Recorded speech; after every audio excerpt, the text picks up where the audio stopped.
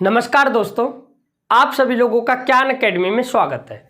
दोस्तों, हम आज की क्लास में डिस्कस करेंगे इंग्लिश अल्फ़ाबेट के अंदर इसके टाइप 7 को, जिसका नाम है वर्ड सीक्वेंस पजल। और जो ये टाइप है बहुत ही इजी टाइप है और साथ में बहुत ही ज़्यादा इंटरेस्टिंग भी है। तो आइए टाइम को वेस्ट ना करते हुए बढ़ते हम अपने सेशन की ओर। तो देखें, जैसा कि अभी मैंने आप लोगों को बताया कि हम आज की क्लास में डिस्कस करने जा रहे हैं इंग्लिश अल्फ़ाबेट के टाइप 7 वर्ड सीक्वेंस पजल को। तो जब हम बात करेंगे इस टाइप की, तो सबसे पहले आप लोगों को ये पता होना चाहिए कि इस टाइप के अंदर आप लोगों से किस प्रकार के क्वेश्चन पूछे जाते हैं। तो बेसिकली इस टाइप के अंदर होता क्या है कि आप लोगों को कुछ ग्रुप ऑफ लेटर्स दिए गए होते हैं, जैसा कि आप लोगों को यहाँ पर दे रखा है THE MOD CPU RAM SHE। और जो ये आप लोगों को ग्रुप ऑफ लेटर्स दिए गए हैं, ये मीनिंगफुल भी हो सकते हैं और मीनिंगलेस भी हो सकते हैं। ये जरूरी नहीं कि उनका कोई मीनिंग हो और ये भी जरूरी नहीं कि उनका कोई मीनिंग ना हो। फॉर एग्जाम्पल, जैसे THE RAM और SHE की मैं बात करूं तो ये क्या है, ग्रुप ऑफ लेटर्स तो हैं, लेकिन एक ऐसे ग्रुप है जिनका कि कुछ ना कुछ मीनिंग है। यदि मैं यहीं पर बात करूं MOD और CPU की, तो ये जो वर्ड है ये भी कैसे हैं, ग्रुप ऑफ लेटर ही हैं, लेकिन ये ऐसे ग्रुप ऑफ लेटर्स हैं जिनका कि कोई मीनिंग नहीं है। तो इस प्रकार से आप लोगों को जो ग्रुप ऑफ लेटर्स दिए गए होंगे ये मीनिंगफुल भी हो सकते हैं और मीनिंगलेस भी हो सकते हैं, यानी दोनों प्रकार के हो सकते हैं। अब क्या होगा, इन्हीं से रिलेटेड आप लोगों को 4 से 5 क्वेश्चंस दिए गए होंगे और इन क्वेश्चंस के आप लोगों को देने होंगे आंसर। तो इस प्रकार से जो भी आप लोगों की इस टाइप के क्वेश्चंस होते हैं वे सभी आप लोगों के आते हैं वर्ड सीक्वेंस पजल के अंदर। और इस टाइप को हमने समझने के लिए यहाँ पर लिया है एक एग्जाम्पल। इसके बाद हम 1 से 2 एग्जाम्पल और सॉल्व करेंगे, लेकिन सबसे पहले बात करेंगे इस एग्जाम्पल की, ताकि हम इस टाइप को और ज़्यादा अच्छे तरीके से समझ सकें। तो आइए बढ़ते हम अपने सेशन की ओर। तो देखिए, जैसा कि आप लोगों को एक क्वेश्चन दिया गया है जिसमें लिखा हुआ है THE MOD CPU RAM और SHE। तो देखें, इन वर्ड्स को मैं यहां पर लिखने जा रहा हूं। लिखा हुआ है THE, आगे लिखा हुआ है MOD, उसके बाद में लिखा हुआ है CPU, फिर लिखा हुआ है RAM और लास्ट में लिखा हुआ है SHE। तो देखिए, सबसे पहले मैं बात करूंगा इसके क्वेश्चन नंबर फर्स्ट की। तो देखिए, क्वेश्चन नंबर फर्स्ट में लिखा हुआ है प्रत्येक शब्द में कॉन्सोनेंट को अपने से पीछे अक्षर से बदला गया। यदि प्रत्येक शब्द में कॉन्सोनेंट को अपने से पीछे अक्षर से बदला गया, इसका यह मतलब है कि जो भी आप लोगों के कॉन्सोनेंट होंगे यानी व्यंजन होंगे उनमें से -1 कर देना है। पीछे से बदलने का मतलब ही होता है -1 कर देना। और आगे लिखा हुआ है तथा प्रत्येक वोवेल को यानी प्रत्येक स्वर को अपने से आगे अक्षरों से बदला जाए, यानी जितने भी वोवेल्स होंगे उन्हें आप लोगों को चेंज करना है आगे वालों से। तो आगे वालों का मतलब है कि हम क्या करेंगे, +1 कर देंगे। तो ऐसे कितने शब्द हैं जिसमें कम से कम 2 स्वर होंगे।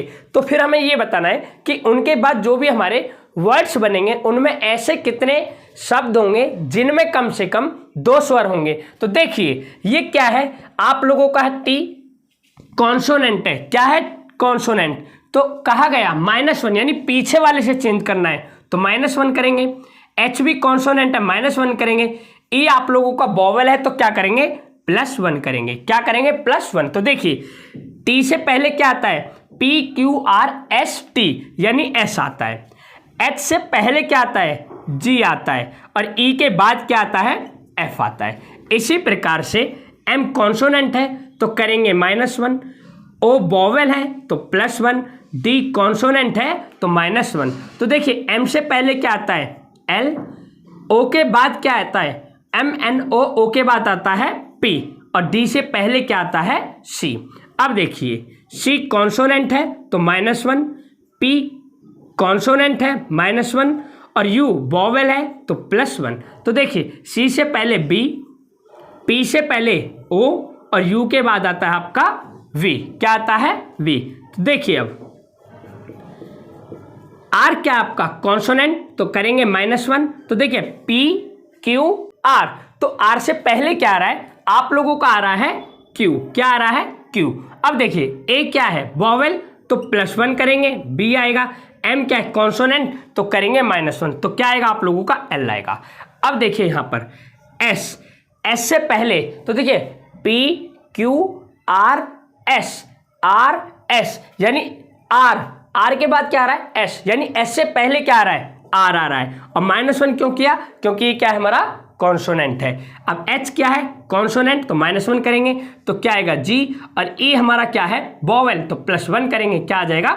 एफ आ जाएगा। क्या आ जाएगा? एफ। तो इस प्रकार से क्या वर्ड बने आपके? बने SGF, LPC, VOB, QBL और RGF।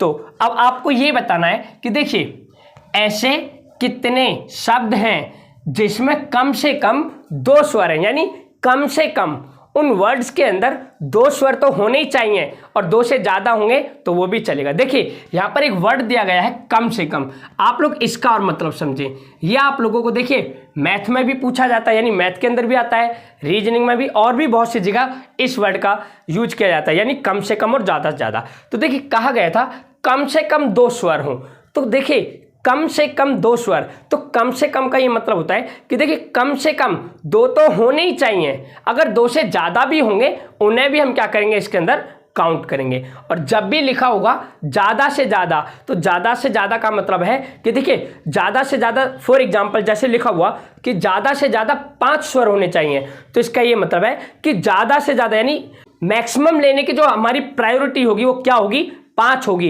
और उससे नीचे होंगे उन्हें भी लेंगे, लेकिन 5 से ज़्यादा वालों को हम इसके अंदर इंक्लूड नहीं करेंगे। तो यहाँ पर कहा गया था कम से कम 2, यानी 2 तो होने ही चाहिए, 2 तो स्वर आप लोगों के होने ही चाहिए। अगर 2 से ज़्यादा भी होंगे उन्हें भी हम इसके अंदर क्या कर लेंगे? इंक्लूड कर लेंगे। तो देखिए कितने स्वर हैं? एक भी स्वर नहीं है।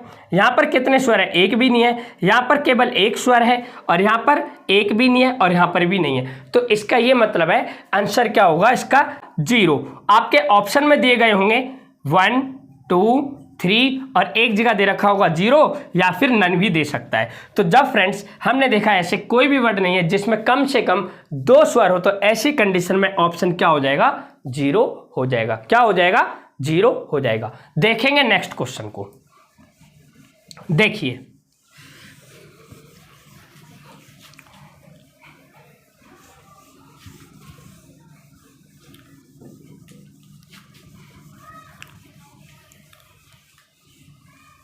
देखिए फ्रेंड्स, नेक्स्ट क्वेश्चन को करने से पहले मैं यहां पर इन सभी वर्ड्स को लिख रहा हूं। THE, MOD, CPU, RAM और SHE। देखें क्वेश्चन में लिखा हुआ है यदि प्रत्येक शब्द में शब्दों के अक्षरों को, यदि प्रत्येक शब्द में शब्दों के अक्षरों को स्वयं में वर्णमाला क्रम में बदला जाए तो कितने शब्द स्वर से आरंभ होंगे? तो पहले तो आप इस क्वेश्चन का मतलब समझें। देखिए कहा गया यदि प्रत्येक शब्द में, यानी हर एक शब्द के अंदर शब्दों के अक्षरों को, यानी इन्हीं शब्दों के अक्षरों को स्वयं में अपने आप में अंग्रेजी वर्णमाला क्रम में बदला जाए तो ऐसे कितने शब्द होंगे जिनकी स्टार्टिंग किससे होगी? वोवेल से होगी, यानी स्वर से होगी। तो देखिए यदि मैं बात करूं THE, इसकी जब हम इसे अंग्रेजी वर्णमाला क्रम के अनुसार चेंज करेंगे तो सबसे पहले क्या आएगा? E आएगा, फिर H आएगा, फिर आएगा आपका T। अगर मैं बात करूं इसकी तो इसमें सबसे पहले क्या आएगा? D आएगा, फिर M आएगा, फिर O आएगा। इसके अंदर सबसे पहले C आएगा, P U आएगा। इसके अंदर सबसे पहले A आएगा, फिर M आएगा और R आएगा। इसके अंदर सबसे पहले E आएगा, फिर H और फिर आएगा S। तो आपसे पूछा गया है जब हम इन्हें अंग्रेजी वर्णमाला क्रम के अंदर वर्डों के अंदर ही इन अल्फाबेट्स को चेंज करेंगे तो ऐसे कितने वर्ड होंगे जिनकी स्टार्टिंग वोवेल से होगी? तो देखिए एक वर्ड, 2 वर्ड और एक 3।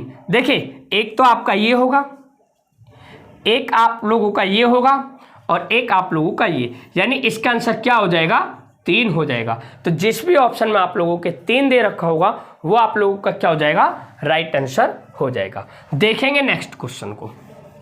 देखिए फ्रेंड्स, नेक्स्ट क्वेश्चन में लिखा हुआ है क्वेश्चन नंबर 3। क्वेश्चन नंबर 3, तो देखिए, यदि दिए गए शब्दों को अंग्रेजी वर्णमाला क्रम में बाएं से दाएं व्यवस्थित किया जाए, यदि दिए गए शब्दों को, अब देखना कहा गया दिए गए शब्दों को ही, यानी इन शब्दों को ही अंग्रेजी वर्णमाला क्रम में, यानी अंग्रेजी वर्णमाला क्रम में लेफ्ट से राइट व्यवस्थित किया जाए, तो इसका ये मतलब है अब आपको क्या करना है, इन शब्दों को ही, ना कि लेटर्स को, इन शब्दों को ही अकॉर्डिंग टू इंग्लिश अल्फाबेट क्या करना है, अरेंज करना है। क्या करना है, अरेंज करना है। फिर कहा गया था कि देखिए, अब वो भी कैसे, लेफ्ट टू राइट जाते हुए। कैसे, लेफ्ट टू राइट जाते हुए।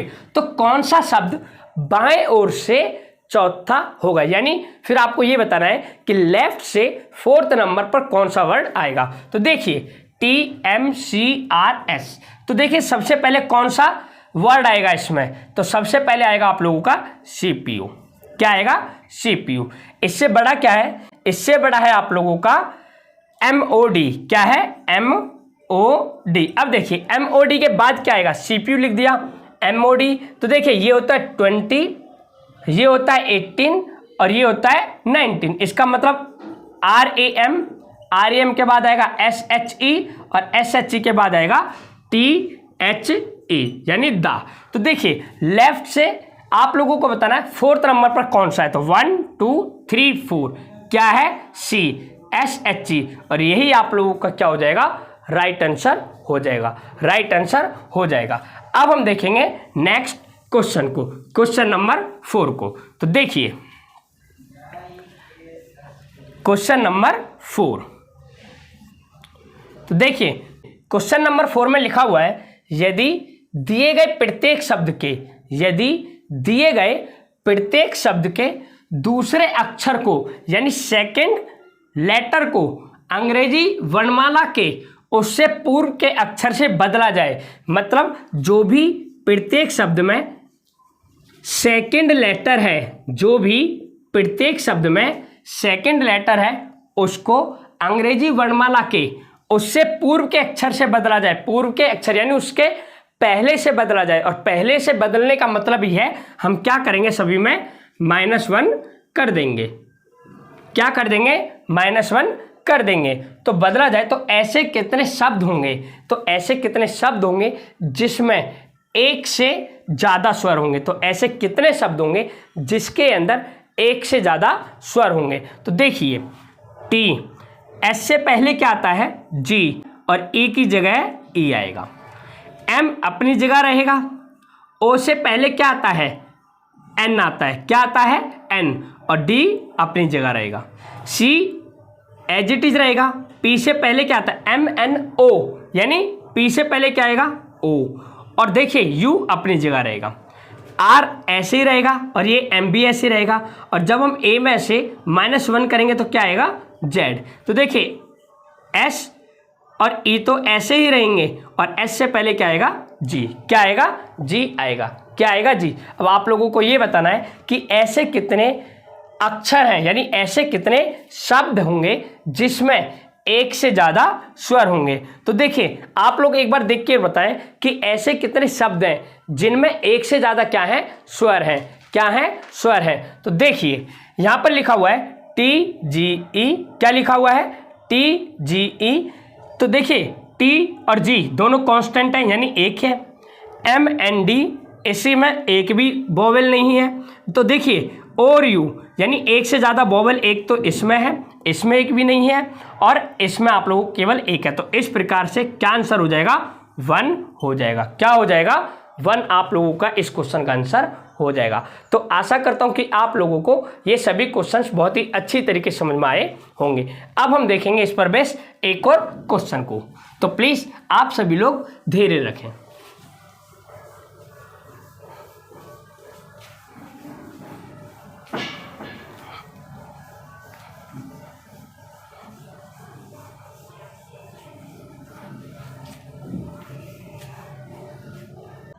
फ्रेंड्स देखेंगे नेक्स्ट क्वेश्चन को। क्वेश्चन में आप लोगों को दे रखा है CAR BET AIR PIE USE और इससे रिलेटेड 2 से 3 क्वेश्चन दिए गए हैं जिनके के आंसर आप लोगों को देने हैं। तो देखिए सबसे पहले हम बात करेंगे इसके फर्स्ट क्वेश्चन की।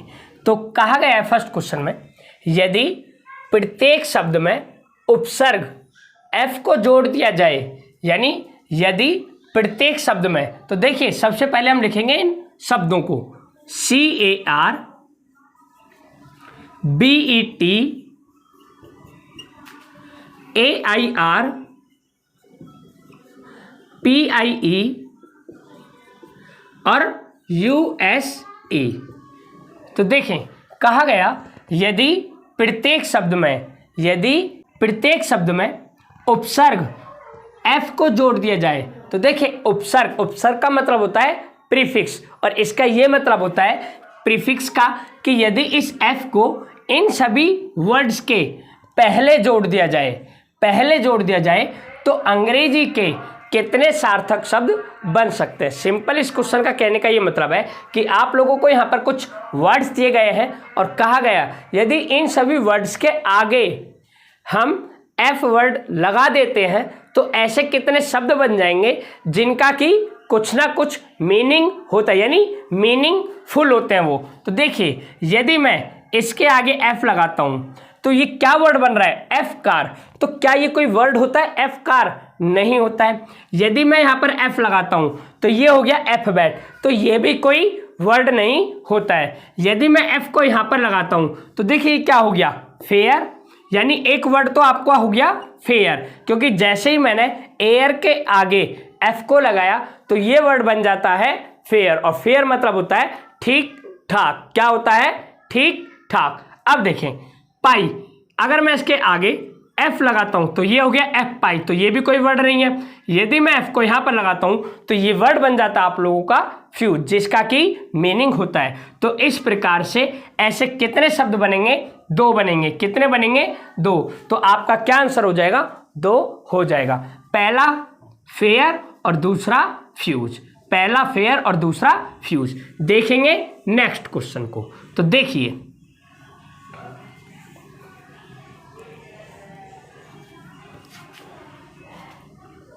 देखें नेक्स्ट क्वेश्चन को। क्वेश्चन में लिखा हुआ है नेक्स्ट क्वेश्चन नंबर 2 में, यदि सभी शब्दों को डिक्शनरी के अनुसार बाएं से दाएं यानी लेफ्ट टू राइट व्यवस्थित किया जाए तो कौन सा शब्द दाएं ओर से यानी राइट से दूसरा होगा। तो सिंपल कहा गया इन सभी शब्दों को अकॉर्डिंग टू डिक्शनरी यानी डिक्शनरी के अनुसार अरेंज करें। तो हमें ये बताना है कि राइट से दूसरा शब्द कौन सा होगा। तो देखें यदि मैं बात करूं इन सभी वर्ड्स में से तो सबसे पहले कौन सा आएगा? सबसे पहले आप लोगों का आएगा एयर। अब उसके बाद क्या आएगा? बैट, BET आएगा। देन आएगा आप लोगों का कार, CAR आएगा। फिर उसके बाद क्या आएगा? आप लोगों का आएगा PIE, पाई, और देन लास्ट में आएगा यूज। देखिए यदि हम इन सभी को अकॉर्डिंग टू इंग्लिश डिक्शनरी यानी अंग्रेजी डिक्शनरी के अनुसार शब्दकोश के अनुसार अरेंज करें तो सबसे पहले वर्ड आएगा एयर, फिर आएगा बैट, फिर आएगा कार, फिर पाई और फिर आएगा यूज। तो आपसे पूछा गया है जब हम इन्हें अरेंज करते हैं तो दाएं यानी राइट से दूसरा कौन सा होगा? तो राइट से फर्स्ट और सेकंड कौन सा हो जाएगा? पाई होगा। कौन सा होगा? पाई। तो इस प्रकार से आंसर क्या हो जाएगा? पाई हो जाएगा। कौन सा हो जाएगा? पाई हो जाएगा। देखेंगे अब हम नेक्स्ट क्वेश्चन को, जो कि आप लोगों का क्वेश्चन नंबर 3। तो देखिए क्वेश्चन नंबर 3। क्वेश्चन नंबर 3 में कहा गया है यदि प्रत्येक शब्द में व्यंजन को अंग्रेजी वर्णमाला के अनुसार अपने से पिछले अक्षर द्वारा परिवर्तित किया जाता है। क्या कहा गया? यदि प्रत्येक शब्द में व्यंजन को यानी प्रत्येक शब्द में कॉन्सोनेंट को अंग्रेजी वर्णमाला के अनुसार अपने से पिछले अक्षर द्वारा परिवर्तित किया जाए। अपने से पिछले का मतलब यानी -1 किया जाए तो ऐसे कितने शब्द होंगे जिसमें कम से कम 2 स्वर होंगे?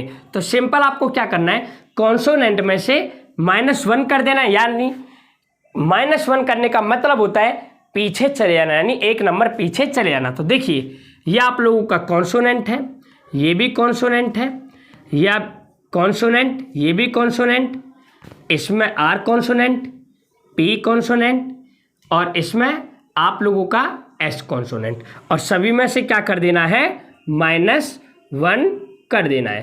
तो देखिए C से पहले क्या आता है, B, A को एज इट इज ऐसे ही उतारेंगे, और R से पहले देखिए P Q R, P Q R यानी Q आएगा, ठीक है। अब देखिए B से पहले A, E को एज इट इज ऐसे ही, और T से पहले क्या आता है, S, A ऐसे ही रहेगा, I ऐसे ही रहेगा, और R से पहले क्या आएगा, Q।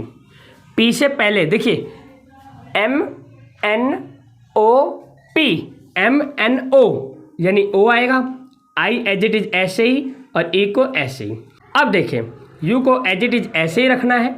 आप लोगों का ये क्या है, कॉन्सोनेंट। तो देखिए S से पहले क्या आता है, M N O P Q R, R के बाद आता है S, यानी S से पहले R, और E को एज इट इज आप लोगों को ऐसे ही उतार देना है। तो आपको ये बताना है कि कितने शब्द हैं जिसमें कम से कम 2 वोवेल्स होंगे, 2 स्वर होंगे, यानी 2 वोवेल्स होंगे। तो देखिए BAQ, BAQ आप लोगों को पता होगा, आपके A E I O U केवल यही 5 वोवेल्स हैं इंग्लिश अल्फ़ाबेट के अंदर। तो देखिए B कॉन्सोनेंट है, Q कॉन्सोनेंट है, A यानी इसमें केवल एक वोवेल है, तो ये नहीं होगा।